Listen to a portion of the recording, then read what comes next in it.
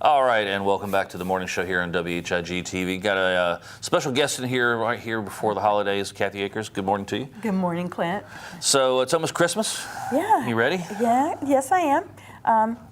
Happy New Year's Eve. Christmas Eve. Christmas Eve. Yep. All getting ahead of myself here.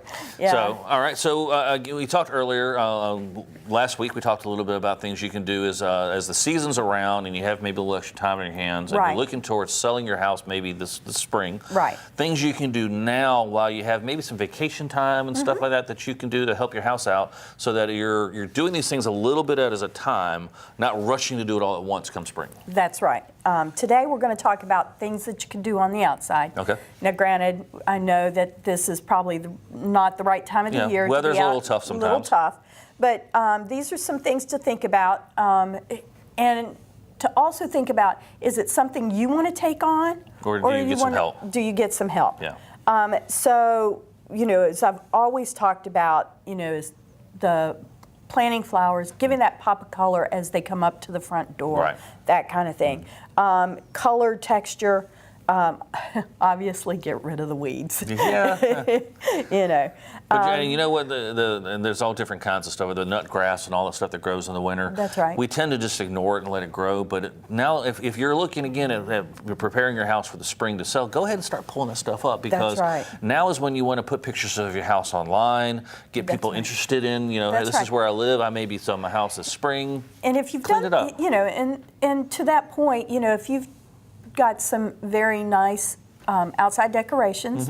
We're not talking, running the lights special with the music, but if you've got the nice lights. You're not talking about Griswold Christmas No, either. we're not talking about Griswold. But it's probably good to go ahead and take some pictures of the front of the house, right. To use in the advertising. That way, people can see what it would look like during the holidays. You're going to starting to notice patchy areas in the grass. Going into the spring, this is a great time to go in, planting some seed, defining your beds, mulching those beds.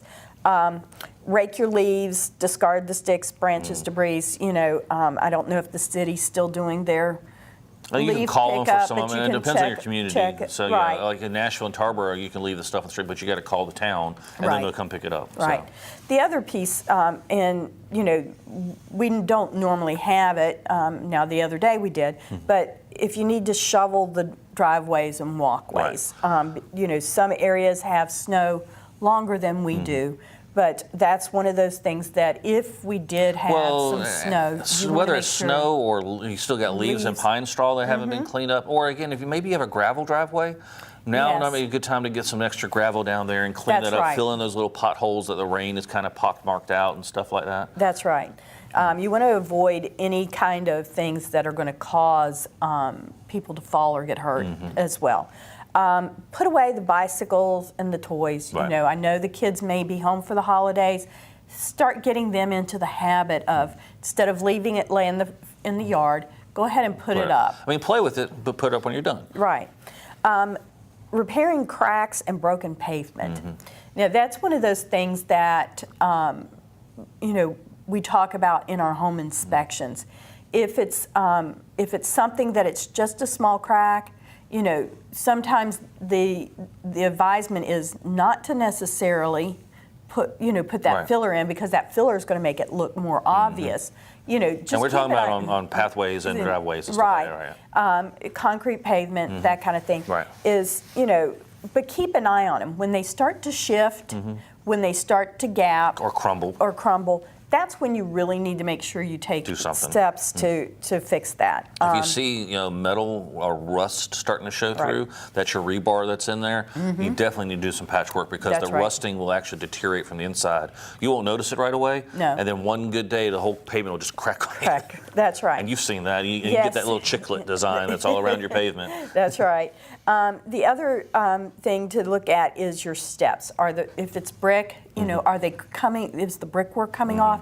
That is a hazard. Yeah. So you want to get those repointed. And that brick kind of is thing. one of those things, you know, as it rains, if your house is 20 years old and it's had lots of rain and drippage on there, brick does wear down just like anything else. So does the mortar in between the bricks. So make sure that stuff is safe and secure. That's you don't right. want somebody tripping on that. That's right. Reseal your asphalt driveway if necessary. That's a lot easier these days than it used to be. Yes. Somebody just putting a top patch on there, it's so easy compared to what it used, and cost efficient. It's not cheap, but it's not nearly as expensive as it was 10, 15 years ago. That's right. Of course, you know, fix any chipped paint or weathered stain, the front doors, garage doors, around the windows, those kinds of things we talk about. If your doorbell doesn't work, make it work. That's right.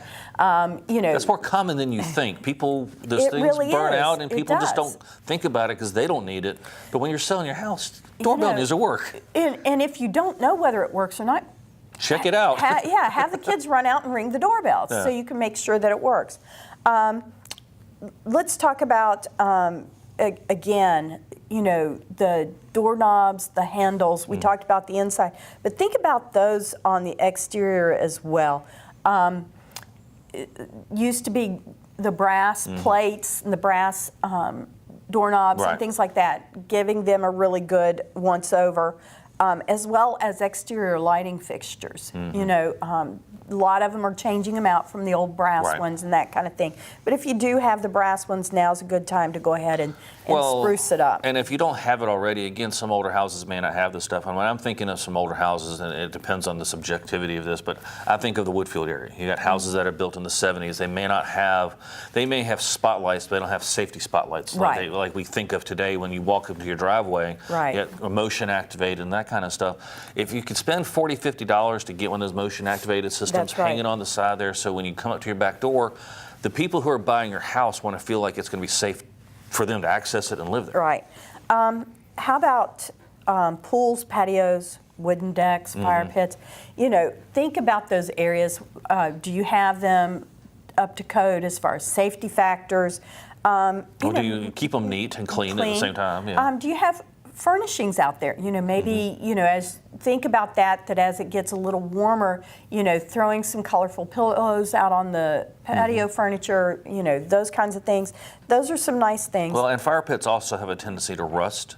So if you're going to have one of those, even whether it's a stone, you know, kind of chimney or the old metal kind, if it's all rusty and dirty and got lots of old leaves and stuff, clean it out. Just, you know, make it presentable. The other thing I would say is fire pits can be a hazard if there's small children.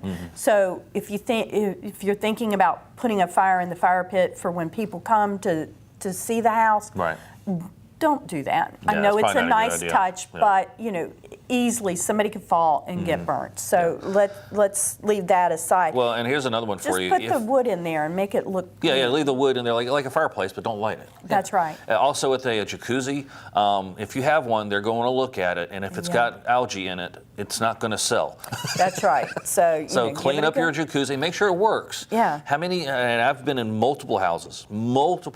I went over to ones over in Rick's Plantation. Had a nice house, had a big jacuzzi in the backyard. It hasn't worked in 7 years. That's right. You know, if you're not going to use it and you're not going to repair it, get rid of it or fix it or whatever. Or get rid of it and that kind of thing. Power washing, pools, decks, the driveways, patios, that kind of thing. If you have siding, you don't think about it. You know, maybe the side that doesn't get the sun gets a little green on that side. Maybe you do it in the summer, but if you do your whole siding and you do the brickwork around your foundation, it makes your house just look brighter. Oh, definitely. Yeah, and you feel more proud about your house just with have a little washing to it. That's right. And even the brick ones, you know, now you need to be a little more gentle with the brick ones, you know, and that kind of thing. But if get all that green mildew and all that kind of stuff over there. You know, go ahead and take advantage of some of those things. You know, that's something you may want to go ahead and hire somebody out. Right. You know, and make sure they're not going to come in there with the high power blasting. Right. You want a bonded professional who knows what they're doing. That's right. In this case, you can get a lot of kids in the neighborhood to do a lot of work for you. When it comes to power washing, you don't want somebody damaging your siding or your brick. That's right, because it can lead to more it's problems. More significant differences. That's damage. Right. If you do have a pool, remember to take and remove toys and anything that sparkles, as they say, because you don't want, if there's a family, you don't want kids tempted to get in the pool. Well, and make sure you have a fence or a gate around your pool. That's right. Again, if people want to tour, that's fine, but make sure it's secure so the kids don't get in there without supervision. That's right. That's right. So safety first. Fire pits, even in the house, getting rid of the ashes and making sure your wood's stacked nice and neat. You may not have a metal frame that you put the wood on, but at least don't just have it thrown all over the backyard. Well, and that same works if you have a gas fireplace, and whether it's LP or natural gas. Right. You know, the glass that's on a lot of those tends to get kind of charred over time. It gets a little film on it. Clean the glass. Most of them are not hard to clean. We just don't want to. That's right. Now, if you're talking about an inside fireplace and it gets that little haze on that, you are going to have to get one of the fireplace companies to come out and clean it. But what it is where people didn't allow the moisture to dry off completely, so it's causing that crystallization in there, residue and everything. So those are some things to think about on that end. And if you have a gas fireplace, make sure it does work. That's right. Please make sure it works. Because your people who are touring your house, they may not ever plan to actually use it because there's gas fireplaces are sometimes decorative only. Some are actually providing heat, but not all do that. But if people see it, they're going to want it to work. That's right. So, you know, if you've never used it, you know, go ahead and get somebody in to service it. Make sure that the pilot light's lit. Make sure that it's safe. You know, that kind of thing. Gas grills. To me, this is if you have one that's built in. Right. You know, has like a natural gas line or something like that. Natural gas line, something that you're going to leave. You know, again, making sure that it's clean and starts easily. You know. If you've got one of those nice outdoor kitchens, you know, make sure it's clean like we do the kitchen inside. You know, making sure all of that is. And if you have one of those Holland grills with the natural gas, you've just increased your value of your house. Okay, yeah. We were talking about outdoor lighting, making sure that it's working, that kind of thing. You know, now's the time. What about some low-level lighting? You know, there's some great solar lighting out there now. It's so inexpensive. It's funny you say that. I was at Lowe's a couple months ago, and those little solar lights that is accent, they're like $350 a pop. That's right. You know, and they really kind of enhance the walkway and stuff. That's right. You don't necessarily need a lot of them, but you know, every few feet, you know, a nice Three for 10 feet. You know, I mean, that's all you need to kind of give it that little accent. That's right. You know, and it makes it a great idea to just give it some more ambience, you know, to that front of the house. And people do check out your house all times of the day. That's right. You know, if somebody is really interested in your house, they're going to probably drive by it several different times of the day because they're also going to be checking out the neighborhood. That's exactly right. So you want to make sure that... So if you have that annoying neighbor, make sure they're on vacation that week. That's right. Let's talk about cleaning windows and make sure they open and close easily. You don't want, for like fire safety, you need to have working windows. Right. And so, and excuse me a second. Sure. Well, and the thing with windows is you have people from both a safety perspective and as well as an energy efficiency perspective. You want your windows to work, especially the new ones that are double paned and sealed and so forth with the ion gases and whatnot. But some people also, for safety, maybe they have low windows on the first floor, will put screws or bolts in there. That's fine as long as they can easily be removed. I understand you don't want somebody from the outside maybe trying to pry open a window or something like that, but they make them now where there's actually these little spring plugs. Those are the best ones to get. If they don't come with that and you've put a nail or a screw in there, that's fine, but you may not pass an inspection. That's right.